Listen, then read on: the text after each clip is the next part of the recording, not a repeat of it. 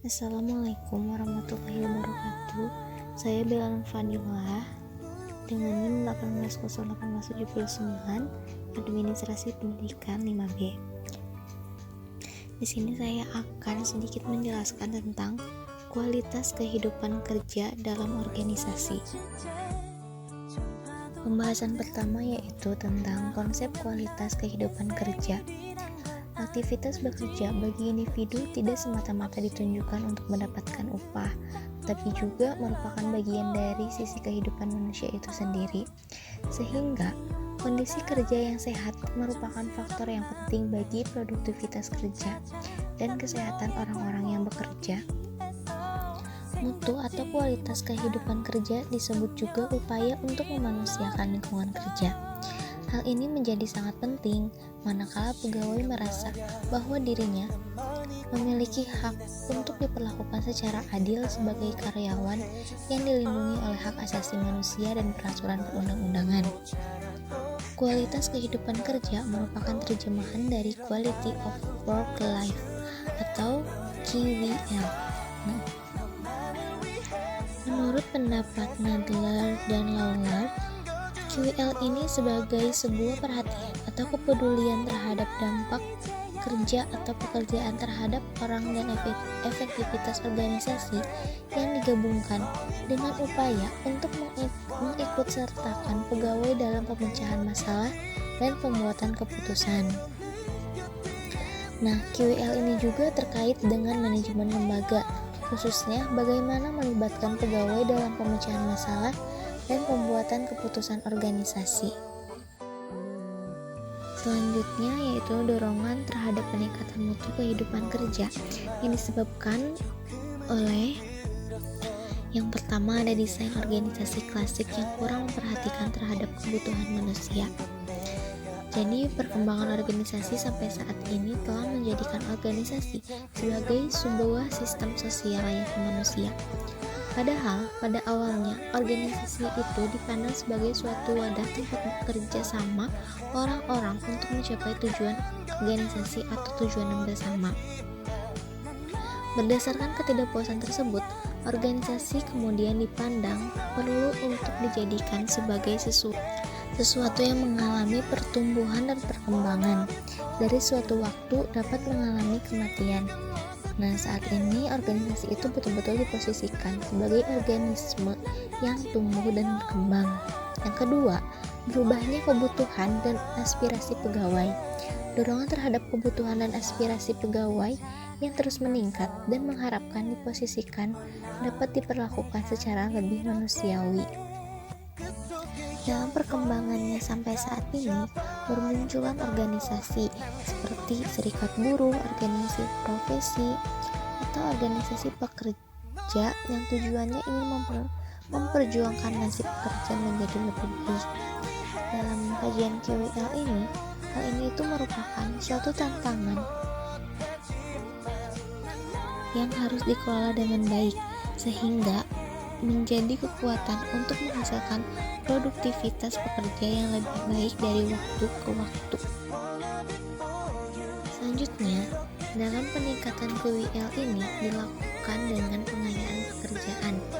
Menurut Kosen 1993-1938, mendefinisikan pengayaan pekerjaan itu adalah suatu bentuk mengubah atau memperbaiki suatu pekerjaan sehingga seorang pekerja mungkin lebih dimotivasi. Ia memberi kepada karyawan kesempatan untuk pengenalan, pencapaian, pertumbuhan, dan tanggung jawab yang lebih besar. Adapun contoh untuk pengayaan pekerjaan ini adalah meningkatkan kualitas dari tugas yang menjadi tanggung jawab pegawai. Semisal, ketika seseorang sekretaris yang bertanggung jawab untuk membuat surat diberikan kepercayaan untuk mengeluarkan semua surat di bawah kendali sekretaris tersebut.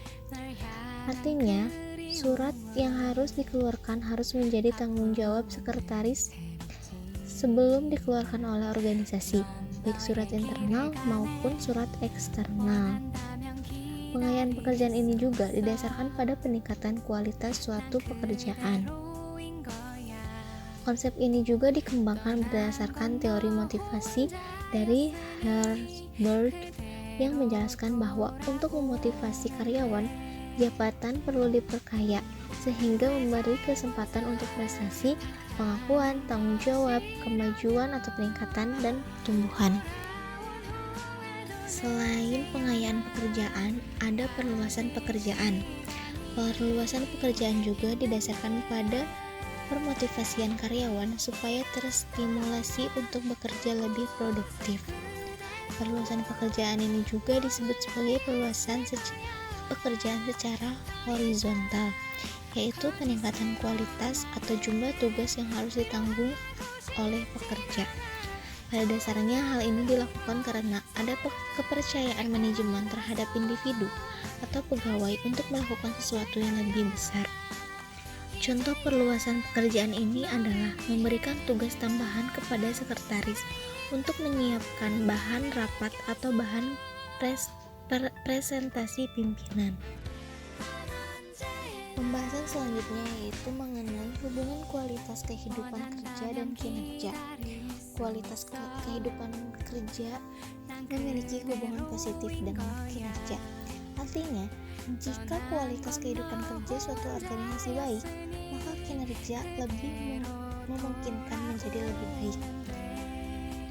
Namun, tidak semua kualitas kehidupan kerja itu baik, karena saja disebab kinerja akan turun juga karena dipengaruhi oleh berbagai faktor lainnya seperti kompetensi, kesempatan, dan lingkungan seseorang dalam melaksanakan tugasnya. Selanjutnya, menurut Richard Walton 1975 dalam Kosen 1993 halaman 237, untuk memastikan apakah kualitas kehidupan kerja memiliki kondisi yang baik atau tidak, maka mengemukakan 8 kategori utama. Yang pertama, kompensasi yang memadai dan wajar. Kedua, kondisi-kondisi kerja yang aman dan sehat. Ketiga, kesempatan untuk mengembangkan dan menggunakan kapasitas manusia. Bagaimana hubungan pekerjaan dengan harga diri karyawan. Keempat, kesempatan untuk pertumbuhan dan jaminan yang berkesinambungan. Kelima, perasaan termasuk ke dalam suatu kelompok adalah pekerja merasa sebagai bagian dari suatu tim atau sebaliknya. Keenam, hak-hak karyawan. Jenis hak-hak apa yang dimiliki karyawan. 7. Kerja dan ruang kerja keseluruhan. Bagaimanakah pekerjaan mempengaruhi peranan-peranan hidup karyawan. Dan yang terakhir, relevansi sosial kehidupan kerja. Adakah karyawan menganggap bahwa organisasi bertanggung jawab sosial? Pembahasan selanjutnya mengenai masalah kualitas kehidupan kerja dalam suatu organisasi. Masalah-masalah yang sering muncul dalam penciptaan kualitas kehidupan kerja dapat diklasifikasi berdasarkan kondisi manusia, kondisi organisasi, dan kondisi fisik lingkungan kerja. Kondisi manusia itu berkaitan dengan karakteristik orang-orang yang ada dalam organisasi yang membentuk kekhasan tertentu dalam waktu yang cukup lama akan menjadi budaya organisasi. Selanjutnya, masalah organisasi terkait dengan berbagai kebijakan organisasi dalam menata organisasinya. Dan yang terakhir, masalah lingkungan berkaitan dengan tingkat kenyamanan pegawai dalam menjalankan organisasinya. Dan yang terakhir yaitu pemecahan masalah mutu kehidupan kerja organisasi. Yang pertama ada pengayaan pekerjaan, kedua menciptakan pekerjaan yang menyeluruh, ketiga menggilirkan pekerjaan, keempat pujian dan penghargaan, kelima pendelegasian wewenang, dan keenam mengubah lingkungan kerja. Sekian yang bisa saya paparkan. Mohon maaf apabila ada kesalahan. Terima kasih. Wassalamualaikum warahmatullahi wabarakatuh.